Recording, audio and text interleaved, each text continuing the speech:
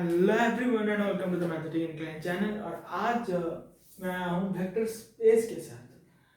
तो वहीं फिर से वहीं ये अपना एक बीएससी का सब्जेक्ट है, क्योंकि कुछ रिक्वेस्ट आ रहे थे, कुछ कंटिन्यूइंग रिक्वेस्ट थे, तो उनको मैं पूरा कर रहा हूँ पहले। ठीक है, तो आज उनमें से मैंने ये वेक्टर स्पेस चूज़ किया। और वेक्टर स्पेस ये एक वीडियो में नहीं खत्म होने वाला है, ये बता देता हूँ शुरू करने से पहले। वेक्टर स्पेस कंटिन्यू करेगा 3 या 4, मुझे बताने ठीक से है, क्योंकि कितना लंबा चलेगा।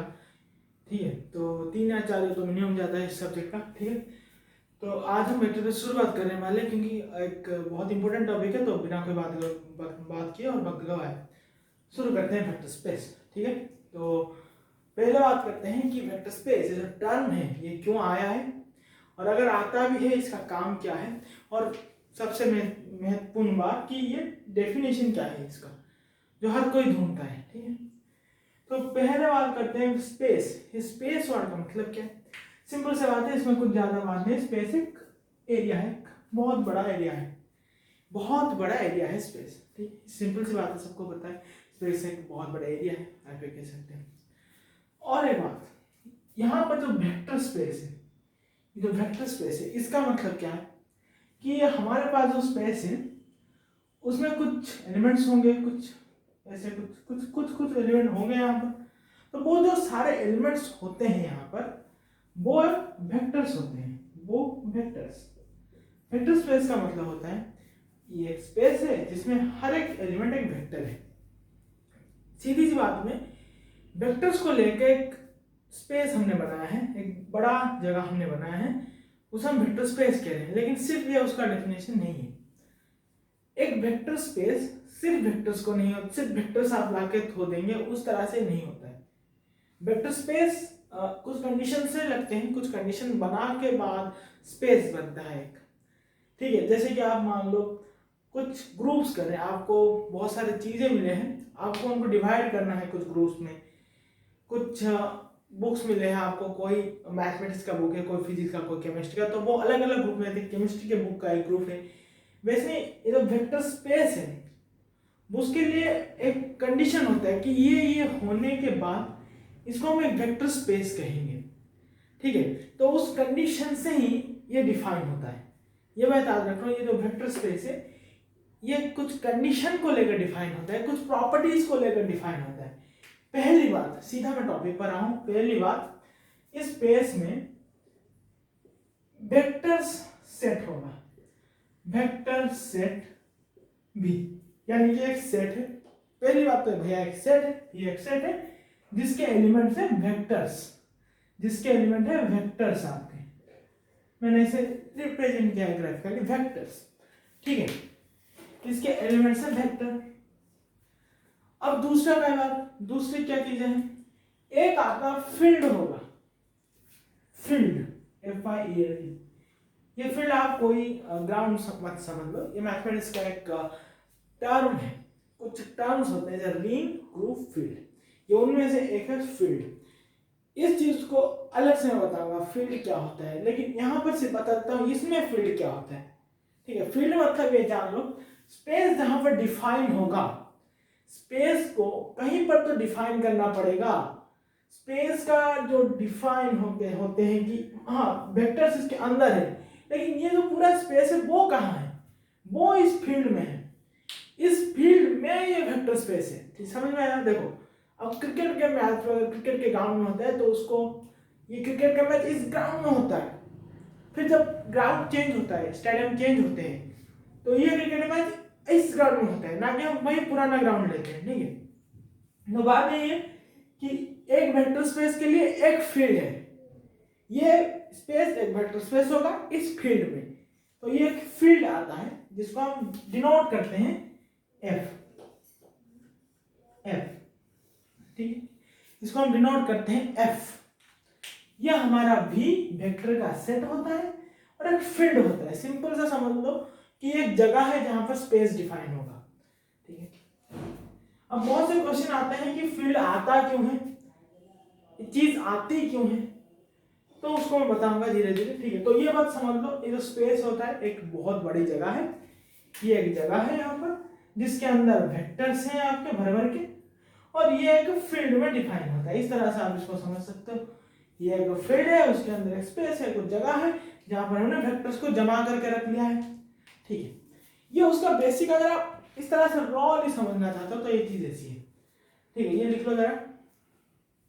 चलो, अब ये दो चीज हम देखेंगे, लेकिन ये काफी नहीं है। एक वेक्टर स्पेस के लिए कुछ और कंडीशन डिफाइन किया जाता है, वो होते हैं दो ऑपरेशंस।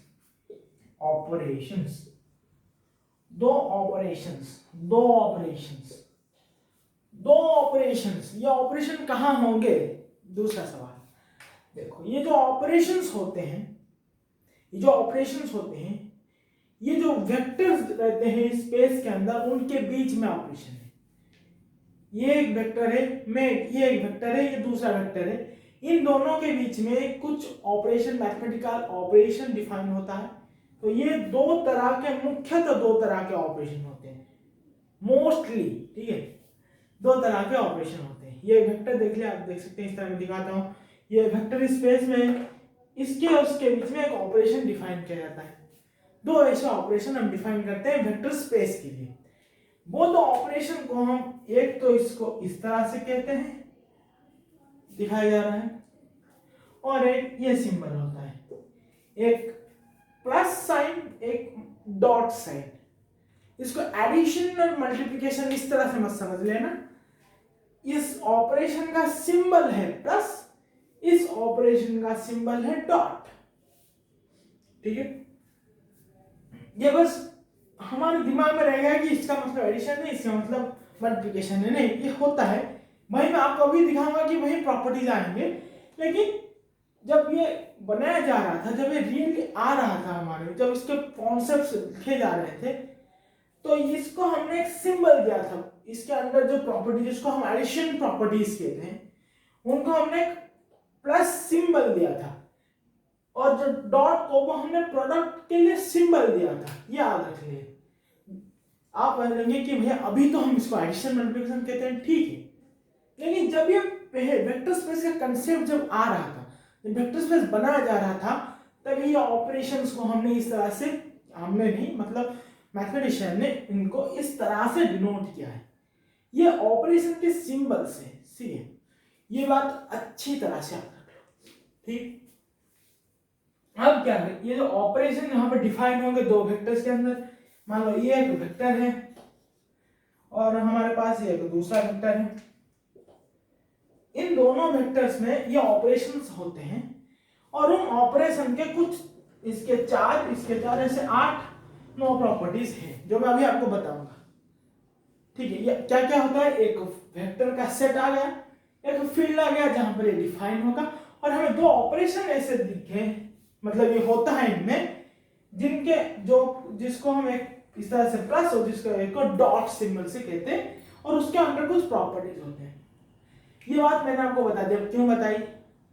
क्योंकि अगर ये सब होता है, अगर ये वेक्टर जो इस सेट में है, ठीक है, मान लो ये दो वेक्टर्स, ठीक है, फिर से बना रहा हूं, ये दो वेक्टर्स जो कि इस सेट में है, ठीक है, इस सेट में है, जो कि इस फील्ड में भी है, जो कि वो जो सेट ये फील्ड में है, और ये इन 8 प्रॉपर्टीज या 9 प्रॉपर्टीज मैं बताऊंगा को सैटिस्फाई करते हैं। ये इन 8 प्रॉपर्टी या 9 प्रॉपर्टीज को सैटिस्फाई करते हैं, तभी जाकर हम ये कहेंगे कि V is a vector space in F। ये वर्डिंग, ये लिखने का स्टाइल याद रख लीजिए। V is a vector space in F। अगर F चेंज होगा तो ये हो सकता है, नहीं हो सकता है। क्यों? क्योंकि अभी आपको पता चलेगा क्यों।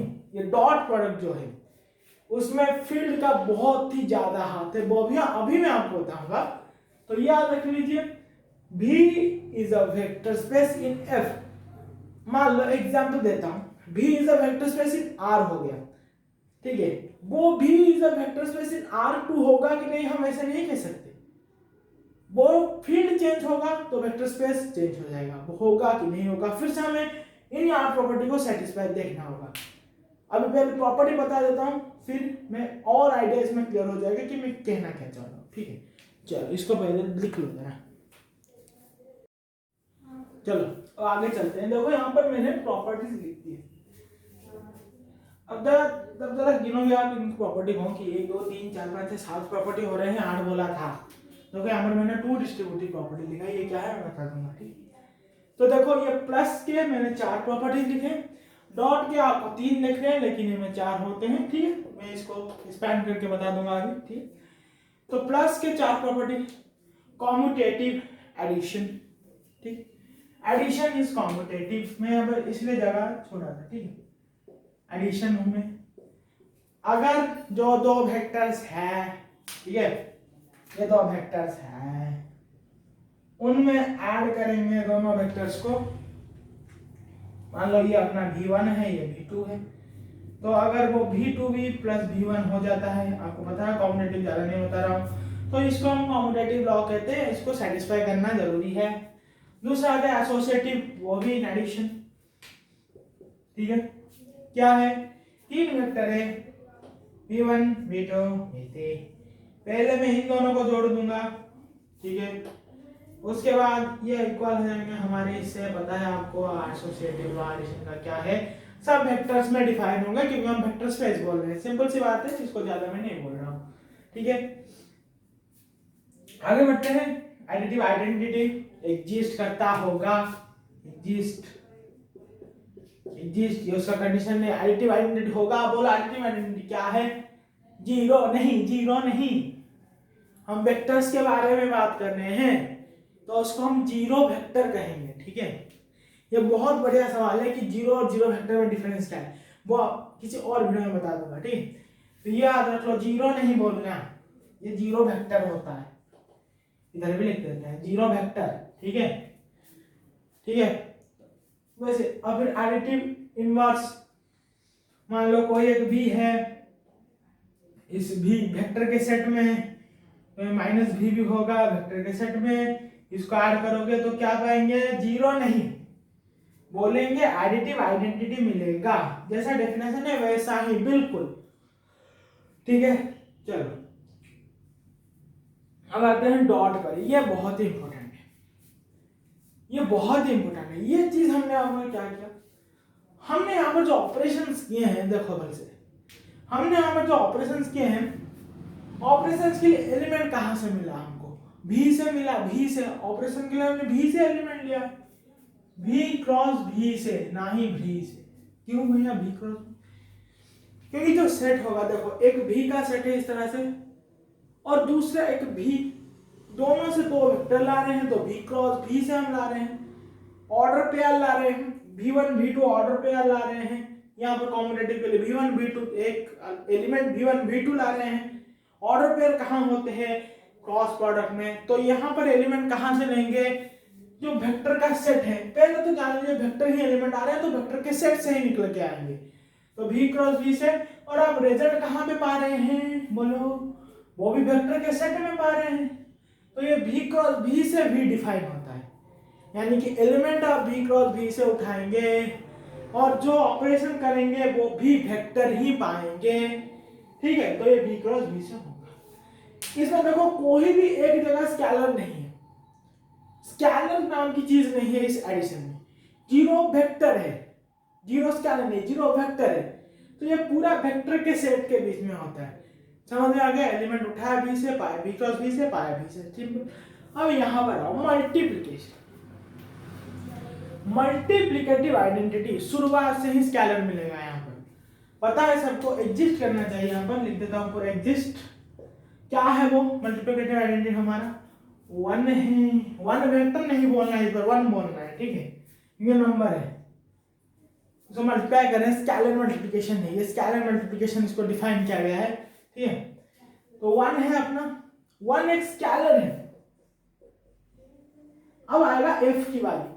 अब अच्छा मुझे बताओ कि सिर्फ भी अगर सेट हम ले तो ऐसा एक वेक्टर सेट जहां से मैं 1 पा सकता हूं, क्या ये पॉसिबल है? वेक्टर के सेट से मैं एक स्केलर निकाल सकता हूं क्या? कभी भी नहीं। एक वेक्टर के सेट से एक स्केलर कभी नहीं निकाल सकता। आप बोलोगे जीरो, फिर से बोलोगे नहीं जीरो वेक्टर है, कितने बार बताओ, ठीक है। तो 1 ये स्केलर जो है ये जो वन स्केलर है वो कोई वेक्टर के सेट से नहीं निकलेगा, वो वही फील्ड से निकलेगा, क्योंकि फील्ड एक स्केलर फील्ड है, फील्ड एक स्केलर है, उसमें नंबर्स होते हैं, उसमें सब कुछ होता है, ठीक है। वो बड़ा, बहुत ही बड़ा एरिया है, उसमें सब कुछ होते हैं, तो वहां से हम ये निकाल सकते हैं। तो इसीलिए इसके एलिमेंट्स कहां से आएंगे, एक तो आपको पता चल गया फील्ड से एलिमेंट लाएंगे हम, ठीक है। अच्छा, सिर्फ फील्ड से लाएंगे, देखो मल्टीप्लिकेटिव आइडेंटिटी किसका होगा, एक वेक्टर का ही होगा ना, मतलब वन के साथ हम एक वेक्टर को ही मल्टीप्लाई करेंगे, डॉट देके, डॉट करेंगे मल्टीप्लाई, में बार बार बोल रहा हूं, आपको इसको डॉट बोलना है, ठीक है। मल्टीप्लिकेशन है लेकिन कॉन्सेप्ट्स के हिसाब से, एक्चुअल कॉन्सेप्ट्स के हिसाब हम इसको डॉट कहेंगे, डॉट स्केलर प्रोडक्ट, ठीक है। तो वन डॉट भी, तो ये किसके साथ होता है, वन किसके साथ स्केलर प्रोडक्ट देगा, एक वेक्टर के साथ। तो वो वेक्टर तो हम वेक्टर, अपना जो वेक्टर स्पेस है, जो अपना सेट था वही वेक्टर से लाएंगे ना भैया, वो तो कहीं बाहर से खींचना नहीं ना, क्योंकि हमें उसी वेक्टर सेट को ही दिखाना है कि वो वेक्टर स्पेस है कि नहीं। तो वो वेक्टर तो हम उस वेक्टर स्पेस से लाएंगे, ठीक है। एक मिनट, ठीक है, चलो। तो वो वेक्टर को हम वेक्टर स्पेस से ही लाएंगे, इसलिए ये वन डॉट भी यहां पर हो गया। चलो अब जरा इसको याद कर लो, ठीक है। चलो, तो लाइन थोड़ी सी चल गई थी, पार कट हो गया था, इसलिए ब्रेक हो गया। तो वन डॉट बी, ठीक है। तो one dot B equal to अपना बी होता है, हमको पता है, और ये इसलिए डिफाइन हो गया, बताया अभी कि डिफाइन कैसे हो गया, कि ये अपना F से आ रहा है, ये अपना V से, अपना सेट से आ रहा है, वेक्टर का सेट, तो इसके एलिमेंट आएंगे F क्रॉस V से, मिलता है क्या, सिर्फ वेक्टर मिलता है, तो ये इस तरह से डिफाइन, यानी कि डॉट प्रोडक्ट के लिए एलिमेंट यहां से आएंगे और अपना एडिशन के लिए एलिमेंट यहां से, ठीक है, याद रखना, ठीक है। चलो, तो ये हो गया अपना पहला आइडेंटिटी। एसोसिएटिव पता है सबको, देखो यहाँ पर एसोसिएटिव क्या है।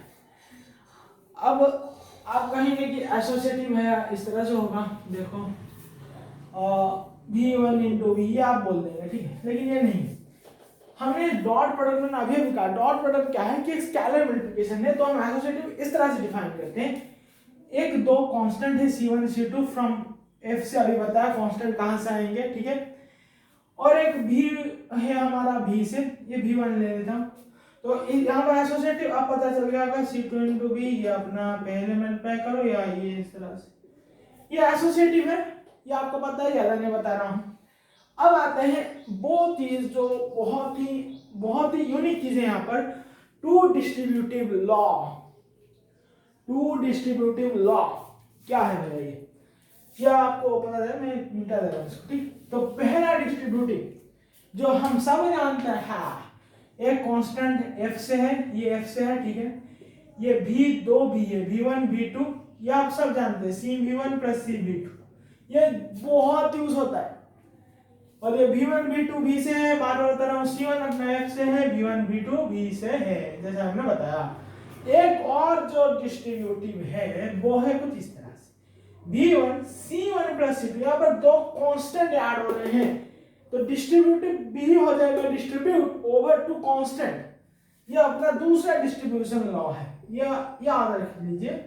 यहाँ पर C1 भी है और V1 तो भी से बताया, सिंपल सी बात है, यहाँ पर आप दो वेक्टर ऐड करें, आप दो कांस्टेंट को ऐड करना, ठीक। तो अब क्या, अब ये टू डिस्ट्रीब्यूटिव लॉ है, ठीक है, ये आपको नोट करना है, नोट कर लेंगे इसको, ठीक। टू डिस्ट्रीब्यूटिव लॉ है विद दिस कंडीशन, C1 जो कांस्टेंट है आपका C1 C2 भी, ठीक है, वो F से है, बता दिए कांस्टेंट F से आएंगे, ओके। तो अब अगर वो जो दो वेक्टर मैंने लिया था, कोई भी वेक्टर, दो क्या, उस स्पेस में जितने वेक्टर है, वो सेट में जितने वेक्टर है, हम ले लेंगे, ये लो एक वेक्टर मैंने यहाँ से ले लिया, एक वेक्टर ये गया, ठीक है, दूसरा मैं ये ब्लू वेक्टर ले लेता हूँ, एक वेक्टर यहाँ गया, ठीक है। तो अगर मान लो मैं दो से, क्योंकि आसानी होगी समझने में, दो वेक्टर ऐसे ले लिए, कोई वेक्टर ले लिए, तो अगर वो दो वेक्टर से, वो तीन वेक्टर, वो चार वेक्टर, ये सारे प्रॉपर्टी सेटिस्फाई करते हैं, ये सारे क्या, वो उस सेट में हो गए, पहला अच्छे से लिख देता हूं, ठीक है। तो ये आप दिख लो थोड़ा में, इसको मिटा दो, ठीक है। चलो, तो ये आप देख लो क्या होगा, पहला तो वेक्टर सब सेट में होंगे, वेक्टर्स इन भी स्केलर्स इन एफ, ठीक है। एडिशन डिफाइन होगा v क्रॉस v2v, ये सब मैं लिखा हूं यहाँ पर। डॉट डिफाइन होगा f क्रॉस v2v। अभी बताया, जिसको भी डाउट है कमेंट में पूछ लेना, मैं फिर से बता दूंगा, ठीक है। चलो, ये हो गया अपना। और satisfy सबसे बड़ा नेम यहाँ पर, satisfy all 8 properties, अभी जो डिस्कशन किया properties. Then V is a vector space, जहां से वेक्टर आए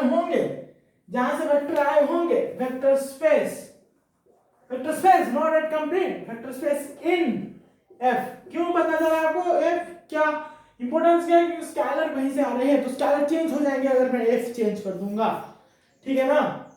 मैं हर एक पॉजिटिव इंटीजर का एक सेट लूंगा, उसको F, उससे तो स्केलर आएंगे, तो नेगेटिव इंटीजर का सेट से क्या वहीं स्केलर आएंगे? नहीं ना, ठीक है। तो ये हो गया हमारा फाइनल डेफिनेशन।